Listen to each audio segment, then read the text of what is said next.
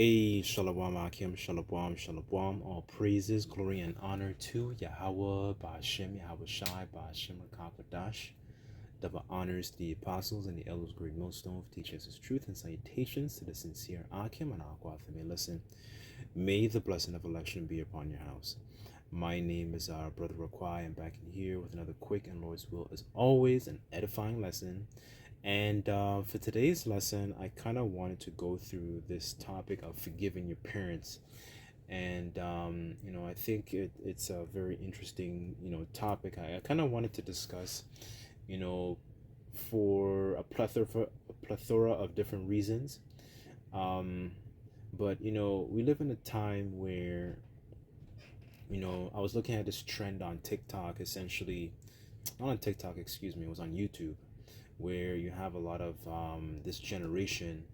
They're basically kind of like cutting their parents off and then cutting them loose, and I forgot what the trend is called, but essentially they kind of go through a period where they just they don't talk to their parents anymore, cut them off completely, right? And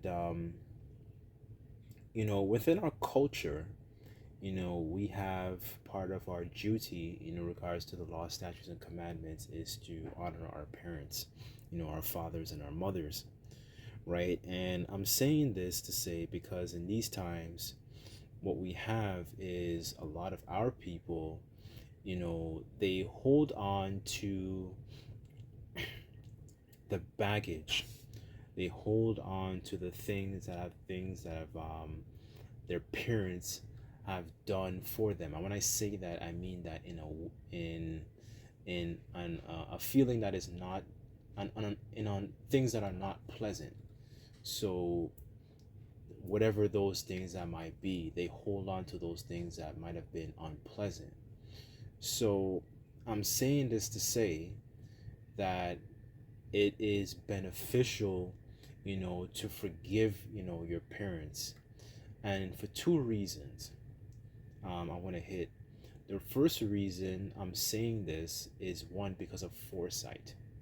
Foresight in the sense of we see what's happening around the world, right? And it's an opportunity to capitalize on, to basically gain some blessings from Yahweh Bashem Yahweh Shai. That's one of the reasons I'm saying this, right? The way Trump is moving, in regards to kind of like poking at Iran. And we know, pursuant to the prophecies, that Iran is very, very buddy, close with Russia, right? With those BRICS nations, right? And a lot of these countries don't have a close tie with America, right? But that's not really the topic of the lesson. Pretty much the topic of the lesson is, seeing that these things are coming to pass, um, taking that opportunity to forgive your parents, right? Because what we want in the midst of Jacob's trouble is protection. We want to be saved, we want to be covered, protected, right? Because we know the substance that we have is not going to amount to any sort of protection in these times, right? That's one of the reasons I'm saying this, right? Um, and I remember years ago, and I want to get some scriptures on a second, just bear with me. Years ago, I remember hearing Apostle Gabar, he said, don't you want Yahweh Bashim Shai to forgive you? So you go forgive your father, right? Or whoever, right? Don't be, holding a grudge. That's really the objective of what I'm trying to hit at. So, um, let me start off with this.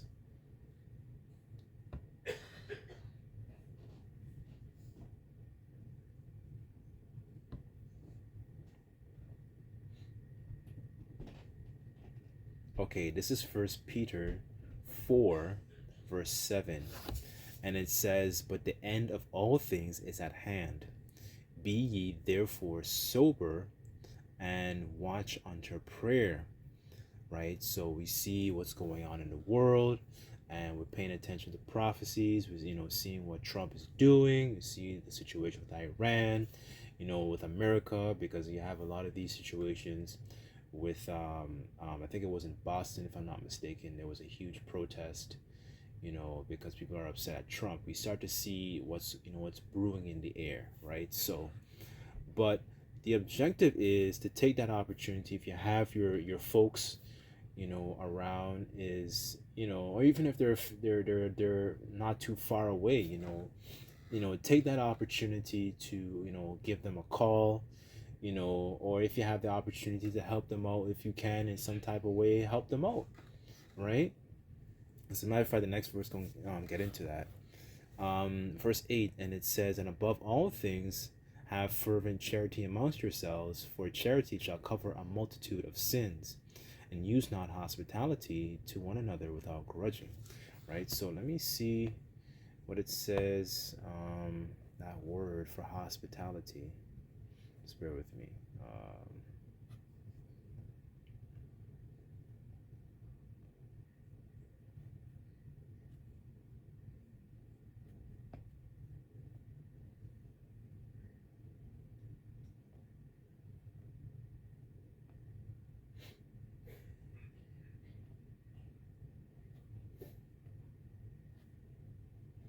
Okay, it says hospitable, generous to guests. The word is philoxenos, right? Yeah, so you take that opportunity to essentially, be more charitable, and help them. And charity is not limited to money. That's a very limited misconception, especially the Catholic Church likes to perpetuate that, right? But I'm saying this to say that in what's going on is it's also an opportunity to essentially capitalize on blessings. There's a saying in the world: don't block your blessings. That's really what the point I'm really trying to hit here is, to don't block, your spiritual blessings, because ultimately we want to be blessed in the midst of Jacob's trouble, right? We want to have a rich amount of treasures in heaven, where Esau and the moth doth corrupt, like the scriptures say. It's roughly paraphrased, where thieves can't break through and steal.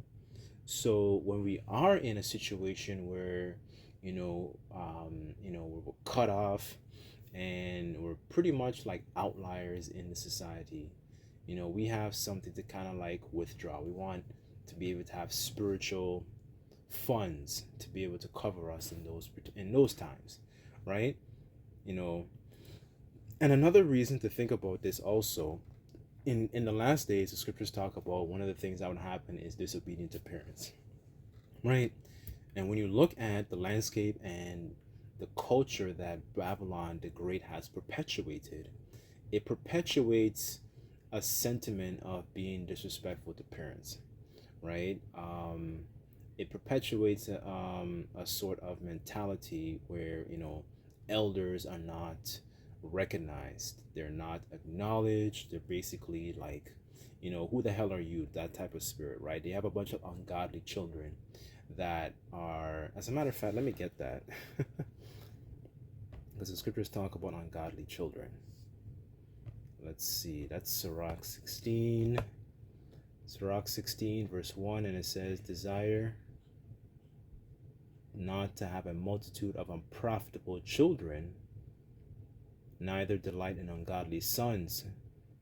Though they multiply, rejoice not in them, except the fear of the Lord be with them, right? So, what we have in this society is a bunch of ungodly children, right? And they take the opportunity to not only disrespect them, but they take the opportunity to basically, be a terror onto them as well. Because that's what Jake does when they get a little bit of freedom, or they might have a little bit of substance, and they use it to essentially be a terror onto their own people, right? And this, when you see that, proper Israelite culture is for us to actually acknowledge, the elderly, acknowledge, those that are, in what's it called? Parents, so on and so forth. Like I'm like just recalling from my experience, growing up in the islands. One of the things when you go into a public space, not even a public space, you can be walking on the street. You say good morning, you say good afternoon, you say good evening, whatever it is. You could just be walking on the road or like on a pathway. When you see people in public, you just say good morning, good afternoon. You get on the bus, you say good morning, say good afternoon. There's a sense of etiquette, manners, right? And that's one of the things truth does. It promotes a sentiment of cultivating proper manners, etiquette. You know, a man, you're known by the way you carry yourself, right? That's proper Israelite culture, right? But it just, I'm saying this to bring a contrast between proper Israelite culture and what Babylon the Great has done to the majority of our people. They've done this and turned them into a bunch of ungodly plants, right? Because they're following the ways of the wicked, right? This is not the way how we're supposed to raise our children, right? Scriptures talk about train up a child in the way that they should go, and when they are old, they have. Let me get it. I'm gonna mess it up. Let me just get it. Not to go too off topic. It says, train up a child, Proverbs 22, verse 6, train up a child in the way that he should go, and when he is old, he will not depart from it, right? So having understanding of how to cultivate your children, right? So going back to the point, a lot of our people, they hold on to, that sentiment of, our parents did this or our parents did that, and, and they don't take the opportunity to essentially forgive them. Remember, they're under the curses too, right? We know about the curses and we have an understanding of Deuteronomy, the 28th chapter, but they're also Israelites, right?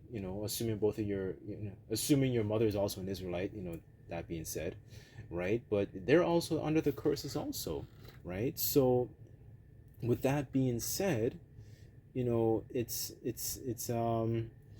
have an opportunity to essentially, like they say in the world, be a bigger man in the situation, right?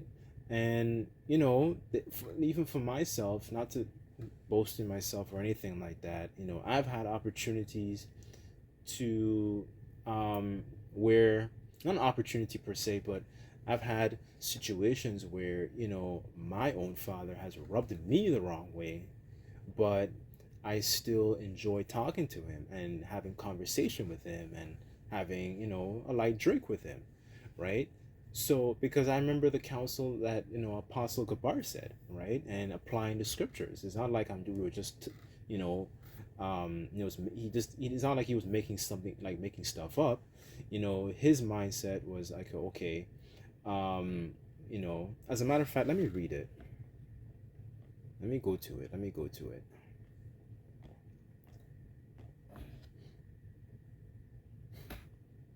Okay, this is Sirach 3, verse 3.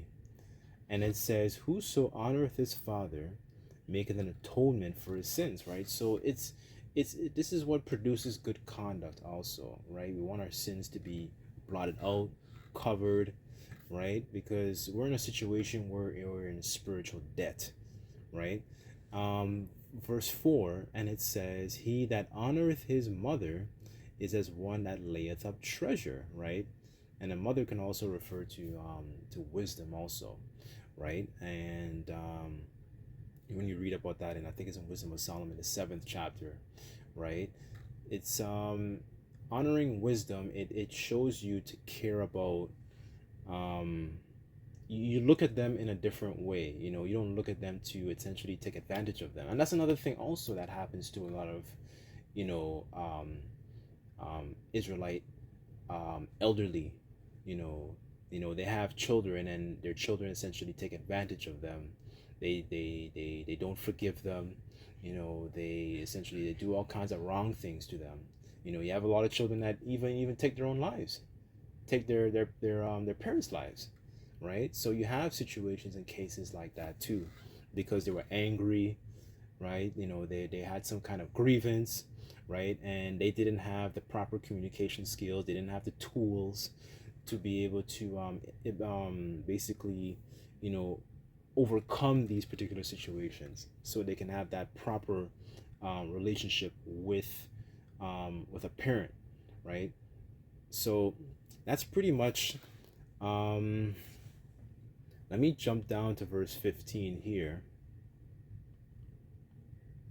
because the earlier point I made was in regards to affliction. It says in the day. Oh, hold on.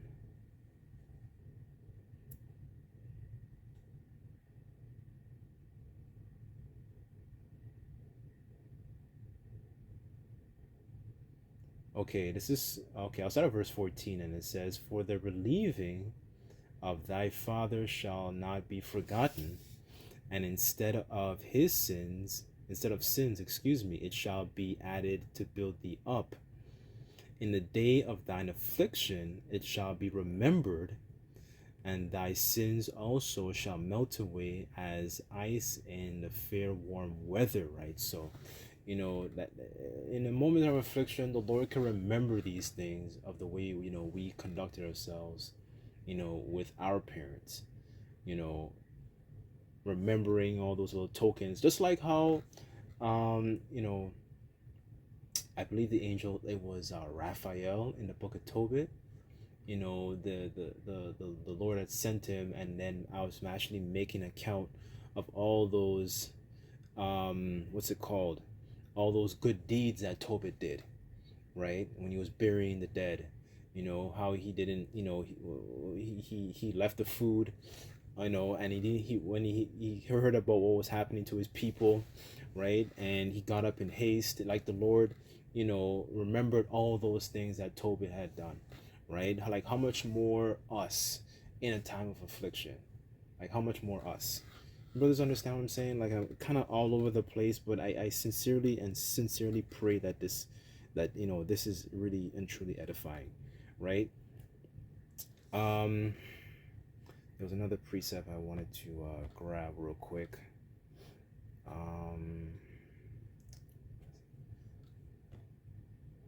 me get this here.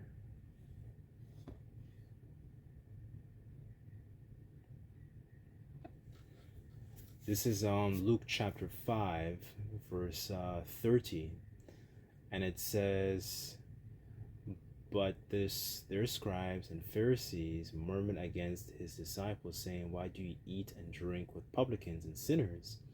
And Yahushua answering said unto them, They that are whole need not a physician, but they that are sick." And I'm reading this because, you know, in a strange way, sometimes all those situations that have occurred, with our parents, and, the things that we felt like they may have rubbed us the wrong way, right? It was important. So essentially, Yahushua can come in and serve as that physician to be able to bind us back up, because that's what a physician does. A physician is somebody who deals with healing, and then we know that healing comes through this word, because Yahushua comes in the volume of the book, right? So not only is an opportunity for us to capitalize on spiritual blessings, it's also for an opportunity for Yahushua to essentially, build us back up righteously. So sometimes, in a really, really strange way, when you really think about it, a lot of these things that we felt like were very unfavorable that have occurred, instances between us and our parents, it was essentially, it's kind of like a necessary evil. So Yahushua can essentially come in and be that to make us more whole, right? And when you think about it too, like, Jake does this in a wicked sense too, because they try to feel whole, by seeking, comforts, by seeking, let me get out of the neighborhood and try and, um, recompense evil for evil. They have a strong, maybe they're upset about something their father did, and they essentially, they become a terror unto their own people in some type of way or fashion. So I'm saying this to say that, this is a good opportunity for, for us to be healed, right? And for us to actually have an understanding of how to actually move forward. So if the opportunity comes to, do good unto your parents, do good unto them, right? That we may have that blessing in times of affliction. So, um, I guess I'll just leave it there, but I didn't really want to make the lesson too long, but I sincerely pray, this lesson, was edifying, right? And I'd just like to give all praises, glory, and honor to Yahweh, Bashim Yahushai, Bashim Kakodash. Double honors to the apostles and the elders of Great Millstone for teaching us the truth. Until next time, I say Shalom.